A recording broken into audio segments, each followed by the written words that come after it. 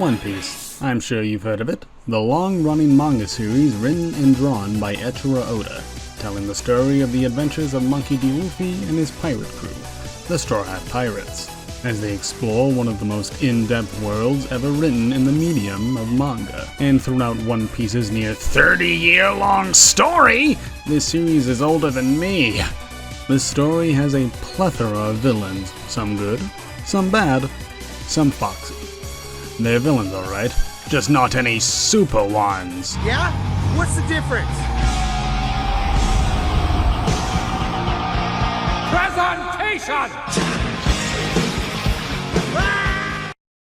Marshall D. Teach, also known as Blackbeard, largely inspired by Oda's favorite real-life pirate, the real-life Blackbeard, Edward Teach, one of, if not the most notorious pirates in the world. He had a black beard that he sometimes lit on fire to intimidate his enemies, which is metal as fuck, as the kids would say. Don't try this at home, boys. Every man has his own destiny. The only imperative is to follow it, to accept it, no matter where it leads him. They say you only get one chance at a first impression, something Oda understands greatly, repeatedly demonstrating the importance of a character's introduction, whether it be a protagonist such as Luffy, Zoro, Nami, or villains such as Arlong, Doflamingo, Kaido, or the man of the hour, Blackbeard. His introduction, in my opinion, is perfect, being built up throughout the Jaya arc in Mock Town, with the Straw Hats having indirectly meeting them before even landing on the island, with the introduction of Van Augur, a sniper who from the distance of the island to the Mary has shot down multiple seagulls above their ship, while the Straw Hats are none the wiser as to what's happening. Once they land on the island, they meet Doc Q, at first sight a poor old sickly man who can't even stand, needing the help of his trusty steed, Stronger. And on his way to bake a delicious apple pie, he gives Luffy an apple for his trouble. Oh, what a silly old coot. He completely forgot to tell him it was a bomb apple. For his bomb pies, he was taken to the bomb factory. They're bombs. Just slipped that mind that day. After that, the Straw Hats meet Jesus. Jesus Christ, that's Jesus Burgess. A big, loudmouth brute beating up anyone who looks at him funny and screaming at the top of the rooftops to let everyone know he's the champion of Noah's Ark 3. And like any loudmouth, obnoxious prick on the streets only looking for attention, you respond appropriately by ignoring him. Quite the cast of characters, who I'm sure have nothing to do with one another. I doubt you see all of them sharing a nice cherry pie. At the time we meet Teach, we think nothing of him. Neither us as the audience or the Straw Hats understand or know how much of a threat he is. No one could have guessed that this guy would go on to become the final antagonist of the story. Luffy and Teach's first meeting is perfect, getting into a serious argument over the stupidest shit ever. Pie.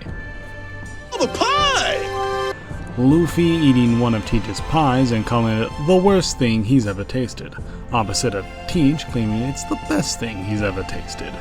Then after one intense staring contest, they take a swig of their drinks, which I believe are the same beverage because that's funnier, since they again have the exact opposite reactions over the same thing, it washing out the taste of the pie. Then as Luffy orders himself 50 steaks to flex on who he probably thinks is a homeless guy, Teach, who has nothing better to do, decides to one-up Luffy with 51 cherry pies. Then Luffy goes higher, then Teach goes higher, then Whitebeard goes, "Can we get much higher?" Then Zoro and Nami look at the situation and just wonder where it all went wrong in their life, while Luffy and Teach just go higher and higher and higher and higher, until they both proclaim in unison, "I'm gonna beat the living crap out of you!" Did you even have the slightest idea what you're fighting about? A true captain is not defined by the size of his ship, but by the strength of his character. This scene establishes Luffy and Teach as opposites, two clashing forces of nature that hate each other. Instead of fighting, Luffy steps down, remembering his promise not to fight anyone while in Mock Town, and letting Blackbeard walk away with his 50 pies in a small box. Okay, yeah, sure. As he leaves the bar, he notices the One Piece version of Logan Paul walk in, whose name isn't worth remembering, and in Luffy's mind, ain't worth fighting, taking to what his role model Shanks said to heart. People can talk trash all they want, but those people aren't worth your time or effort. Luffy, and by his order Zoro, don't fight back, refusing to stoop to their level. As Nami drags both of them out of the bar, they see him again. Teach, who sat out in front of the bar listening in, waiting to see them again, to tell Luffy he respects him on how he dealt with that situation. They can laugh at us all they want, because when you aim high, you often come across fights that just aren't worth fighting. Right? The Straw Hats and Teach go their separate ways. Luffy returns to the bar later at night to give Logan Paul what he deserves. And we see Teach seeing Luffy's true bounty, and feeling how I felt when I saw that copy of Xenogears for $80 at a GameStop, a month after I bought it for $200 at that game store. After he slams, what's his name? Michael's face into the ground, he rounds up his crew and gives chase. The gang's all here, but before the two crews could clash, Destiny has different plans for them. And while this won't be the last time they meet, it will be for a while. Luffy just gotta go be God, go to a water park and punch the shit out of a cheetah, learn he's the son of the dragon, fight whatever the hell Moria is. Wait, Moria's Mario. Oh, he's Italian. Lose his entire crew, get a girlfriend, and go to prison until he sees Teach again, where the two finally throw hands. Quite the journey, huh? Well, what was Teach up to, huh? Well, let me tell you. Only by venturing into the unknown can we discover the depths of our own potential. A good piece of fiction with a hero should show that character grow to overcome their obstacle, whether they grow in strength or as a character to achieve their goal of defeating the villain of their story. The villain usually serves as the final challenge, the highest peak of the wall our hero must overcome. But something not a lot of stories do that I love is when the villain grows stronger with the hero as they do, until the time they clash in the final battle. Not like a rivalry. I believe to make a rivalry interesting, both characters need to grow and change throughout the story, not just the protagonist. But there's something about the villain growing in strength alongside the hero I find fascinating.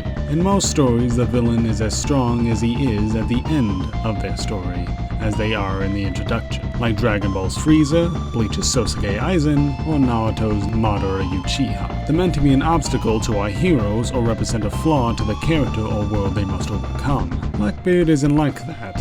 He's more like Tomoro Shigaraki from My Hero Academia, with how alongside Izuku he grows stronger with his quirk and allies. By the time we meet Teach, we don't know how strong he is until he fights Ace during the Water 7 arc. And unlike Luffy, he's relatively unknown in the world until he's appointed the title of Warlord after turning in Ace. And I guess a part of the worst generation too. Yeah, okay, sure, why not? But even in that fight, Blackbeard seems to be giving it his all to beat Ace and vice versa, even telling his crew to retreat and let him fight since they didn't stand a chance against him. At the time, this was the peak of his strength, until a completely world-shattering event that destroyed the balance of power in the world, leaving an opportunity for one dirty beard boy to fill a power vacuum like a black hole completely consuming the powerful force of light itself. It's still unknown how Blackbeard stole Whitebeard's power, besides his devil fruit canceling out devil fruits themselves, and therefore the restriction of only being able to have one power. And frankly, I don't want to know what he did under that tarp. We get much higher. It tastes so good. So he now has 2 devil fruit powers and is now basically unstoppable now, right? Well, he's definitely much stronger now, but he isn't invincible. After Shanks comes to end the war, the Marines and Whitebeard pirates are too exhausted to fight, and the Redhead pirates are there to prevent any more fighting and give Ace and Edward a proper burial. Blackbeard reads the room and heads out and goes off to cause some more mischief. He just goes, "Look over there!" and we never see him again. For 2 years, and in that time he's become an emperor. After Oda pulls an Oda and writes an off-screen fight with the Payback War where Blackbeard defeated the remaining Whitebeard pirates and take most of their territory for himself, and learning a little hockey on the side, and growing his devil fruit collection. I don't judge, we all made hobbies. hobbies. Teach's growth in strength and infamy in the world is what I find the most fascinating to me. How it parallels to Luffy, such as how from the time Luffy started his journey to the Paramount War, he grew in strength and challenged his enemies for the world to see. Contrast with Teach with how he hid in the shadows until he made his move for the ultimate cheat code to steal one of the most overpowered, on the surface, devil fruits with a quick and easy way for power. Another contrast to Luffy, who started off with a seemingly useless devil fruit, according to everyone's first thoughts on it. It wasn't until Luffy put in the insane amount of hard work and creativity to unlock the fruit's potential and become worthy of a wiki. I mean, he's so loony. How could Blackbeard even compare?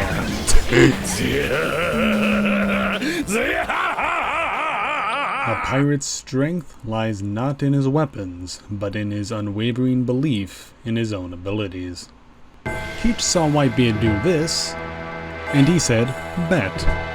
The Goa Goa, now that one, no me, is stated to be the most powerful paramecia fruit in the world, and from what we've seen it capable of doing, it definitely lives up to the name, giving the user the ultimate bitch slap technique. But Teach would never have gotten it if it wasn't for the Yami Yami no Mi, what he claims to be the strongest Logia devil fruit. Its element isn't just darkness, it's advanced darkness. able to create black holes, absorb matter into itself and eject it out, and most notably, can cancel out the ability of a devil fruit itself, including itself. What? Yeah, although it is a Logia, it can't turn its user into the element of darkness itself, else it'll just cancel itself out, as well as giving the user a double dosage of pain upon taking damage. But according to Teach himself, the benefits far outweigh the negatives, buying more into his belief by giving all of his 10 Titanic captains devil fruit powers. How nice of him to share his collection like that. A lot nicer than I am, at least. And this time we don't know what his third devil fruit will be, or even if he'll get one, despite all the imagery around him foreshadowing it, and centering around the number 3. But it's clear to see the inevitable clash between Luffy and the Straw Hat Pirates versus Blackbeard and the Blackbeard Pirates is going to be even more iconic than Gear 5, and maybe, just maybe, become just as iconic, if not more iconic, than Wario dies eating Taco Bell after supergluing his ass shut the day prior. But even if it isn't, it'll still be peak. Pirate's legacy is not measured in wealth, but in the impact he has on those who follow in his wake. As of this video, we don't really know Blackbeard's true goals besides the obvious of becoming the Pirate King, but we do know the lengths he's willing to go through just to achieve them. Things Luffy would never do, from hiding in the shadows, pillaging, betrayal, murder, liking cherry pie. These two couldn't be any different if they tried. But they do share one notable thing in common. They'll both go through insane lengths in order to become the Pirate King. For Luffy, that means putting in the insane hard work and training to get stronger in order to achieve freedom, and create a world where his friends can eat as much as they want, and inspire others to achieve their dreams and tell everyone about his travel in the book he aspires to write, and for Usopp to translate into English from Strawberry Jam. But Teach aspires to the title of Pirate King for power, control over the world, and for that to work he must be the strongest, to have the strong work under him. I believe the reason he collects devil fruits is to control who gets their powers and ideally have them fight under his rule. He even holds Kobe and later Garp hostage for the world government to make him an official king and make Pirate Isle an official country, just because he believes if that happens he can be a pirate and a king, making him the Pirate King! See? Just another instance of Teach trying to take the easy and quick way out for his goals. The opposite of Luffy, always going the most rewarding, hard way to achieve his dream. And as One Piece begins its final saga, we'll finally see Teach at his full potential, as the final villain of this amazing story, which will probably be another 5 years until we get there. Can't wait. I believe Marshall D. Blackbeard Teach will go down as one of the greatest villains, not just in anime or manga, but in all of fiction. Let's see what you got, Oda. Please don't die. Finish One Piece and then retire and live a long, relaxing life of luxury. as I go back to protecting the pile of shattered plastic and glass where my copy of Xenogears was sitting. Wait, what? Blackbeard! This is the worst thing you ever done!